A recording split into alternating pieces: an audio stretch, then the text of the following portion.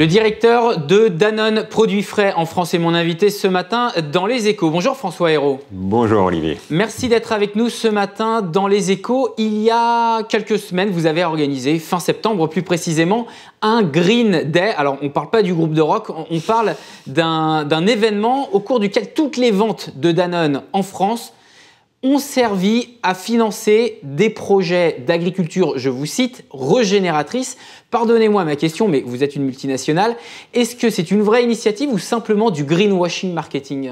Non, donc c'est une vraie initiative. Effectivement, on l'a fait. Le 21 septembre, on était dans les magasins au contact du consommateur. Donc moi, j'étais à Lille. Il y avait plus de 1500 collaborateurs en magasin, oui.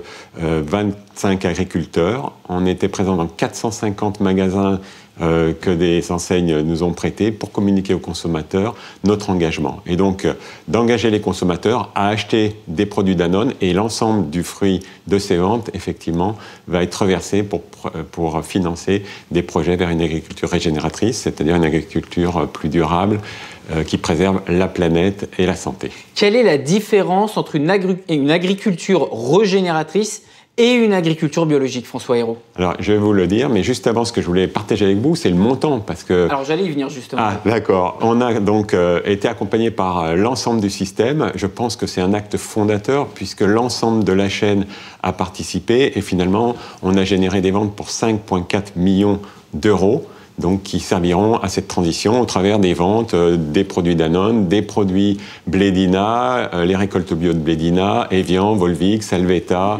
Badois et toutes les marques de Danone. Et qui devrait bénéficier à combien d'agriculteurs ou combien de projets justement alors? Alors on a dans l'amont agricole 2300 partenaires, oui. Des éleveurs, des agriculteurs, et donc ces éleveurs ou ces agriculteurs qui pourront présenter des projets afin d'obtenir des fonds pour cette transition. Je vais vous donner quelques exemples, parce que souvent, j'entends beaucoup de choses dire sur le monde agricole. Moi, je rencontre régulièrement des agriculteurs et vraiment, je suis enthousiasmé par l'énergie et tous les projets qu'ils ont en tête. Et souvent, la difficulté, c'est qu'ils ne sont pas tellement accompagnés. Et donc là, l'idée, c'est de les accompagner économiquement et techniquement. Donc on a des partenaires comme le WWF, comme l'agriculture du vivant, un certain nombre d'instituts qui vont les accompagner. Par exemple, l'autre jour, je parlais avec Anne-Sophie, qui est une des éleveurs qui a une exploitation, 65 vaches. C'est à peu près la moyenne des exploitations d'élevage qu'on a. Et donc, qui a un projet d'augmenter la surface de pâturage. Elle a 135 hectares, elle veut la doubler. Et par rapport à l'agriculture régénératrice, c'est quoi l'avantage? En augmentant le nombre d'hectares, vous améliorez le bien-être animal, vous améliorez la biodiversité, et en plus, ça permet de faire du captage de gaz à effet de serre type CO2.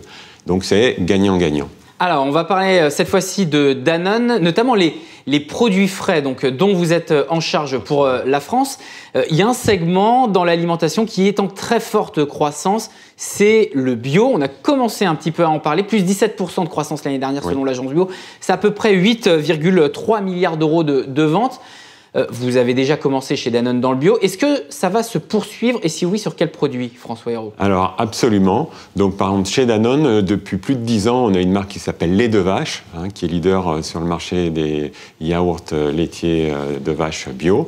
Et donc là, on accélère. On s'est engagé qu'à fin 2019, l'ensemble des marques destinées aux enfants pour Danone en France auront une alternative bio. Cette année, on a lancé le bio de Danone. Là, ce mois-ci, on lance Danonino Bio pour la partie ultra frais.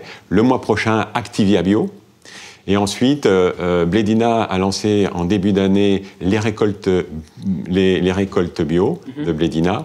Et par exemple, la division eau a lancé Evian Volvic Infusion Bio. Et tous ces produits étiquetés bio, oui. Dégage-t-il une croissance en termes de vente supérieure aux autres catégories de produits? Alors, c'est des segments qui vont plus vite. Et donc, justement, l'idée là, également, dans le concept d'agriculture régénératrice, c'est non seulement d'accélérer sur le bio, et ça, on a cet engagement-là, mais c'est également de transformer ce qu'on appelle l'agriculture conventionnelle de façon à ce qu'elle ait des pratiques plus durables. Vous aviez lancé il y a à peu près 1 an une nouvelle gamme de produits Danone, bio ou pas bio, peu importe, mais sur les yaourts, notamment un segment de marché qui est un peu en difficulté, un désamour des Français pour les yaourts. Un an plus tard, quels sont les retours que vous avez eus sur cette nouvelle gamme que vous avez lancée donc ? Cette nouvelle gamme fonctionne parfaitement. Je pense qu'elle est parfaitement dans les tendances et les attentes consommateurs sur des produits simples, bons au goût, bons pour la santé et bons pour la planète. Donc il se développe bien. Parmi les tendances de consommation, donc il y a le bio, etc., il y a le manger mieux au sens large. Oui. Et en ce moment, il y a un succès fou des applications qui permettent de scanner un code barre et d'évaluer les qualités nutritives d'un produit à partir des informations légales que sont obligés de mettre les distributeurs sur les emballages. Sauf que ces applications permettent de le mettre dans un langage plus facile à comprendre, plus clair, plus de visibilité. Est-ce que c'est quelque part un peu une menace pour les industriels comme vous ? Pas du tout. Moi, ce que je pense, c'est que le consommateur veut de l'information, il veut comprendre ce qu'il achète, comment ça a été fait, pourquoi c'est comme ça. Et donc, la transparence, c'est une attente consommateur. Et en tant, nous, que producteurs, on doit y répondre. Donc, on a pris un certain nombre d'engagements. Quand je parlais des engagements, on a pris des engagements sur le bio, on a pris des engagements sur l'agriculture régénératrice. Et on a aussi pris des engagements au travers de Danone, vous parliez des actions qu'on a. Danone qu'a présenté Emmanuel Faber pour la France, sur laquelle on s'est engagé donc à avancer sur la transparence. Et le Nutri-Score, par exemple, vous êtes favorable ? Voilà, on a déjà mis le Nutri-Score sur un certain nombre de packaging. En fonction de leur innovation, on est en train de le déployer sur l'ensemble des produits de la gamme Danone Produits Frais France. Donc on a le Nutri-Score. On va lancer le mois prochain également sur notre site danone.fr l'information de l'ensemble de nos recettes en expliquant non seulement le contenu, mais le pourquoi des ingrédients qu'on met, à quoi ils servent, d'où ils viennent. Donc, la transparence fait partie de notre vie aujourd'hui. Et toute dernière question, quelles sont les prochaines innovations que vous allez lancer sur la division produits frais de Danone, qui est l'une des plus importantes de Danone en France ? Quelles sont les prochaines innovations ? Est-ce que ce sera sur des nouvelles catégories de produits ou justement sur d'autres initiatives ? Alors effectivement, on attaque de nouvelles catégories. Cette année, on a déjà lancé Alpro, donc un produit ultra frais à base de végétaux qui démarre très bien. Ça veut dire à base de végétaux, ça veut dire vegan comme Oui, absolument, vegan. Donc des produits vegan ultra frais, alternatives aux yaourts laitiers. Oui. Donc ça, c'est déjà lancé et on va continuer. Au mois de septembre, on a mis en place des glaces également basées uniquement sur des produits végétaux. Mm-hmm. Et donc, on va continuer sur cet axe-là. Et en produits laitiers également, je vous parlais de l'Activia Bio qu'on va prochainement lancer et qui est une des plus grosses marques sur le marché.